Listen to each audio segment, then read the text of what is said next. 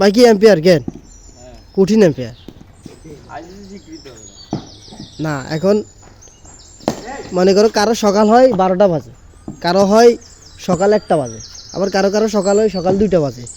আর আমাদের সকাল হয়েছে ফজরের সময়, নামাজ কালাম পড়ে খেলাধুলা চলতেছে, পাশাপাশি এটা শরীর চর্চা হইতেছে। এখন এই আঙ্গো এই জেনারেশনের বেশিরভাগের তো সকাল হয় সকাল মনে করো 2টা অথবা সকাল 3টা, দুপুর না সকাল। হ্যাঁ, তাদের জন্য আসলে দুপুর বলতে ডিকশনারিতে কোনো শব্দ নাই। সকাল 4টা 3টা 2টা 12টা। আর এখন হচ্ছে তাদের জন্য ভোর রাত। যাই হোক আঙ্গো সকাল হয়ে গেছে।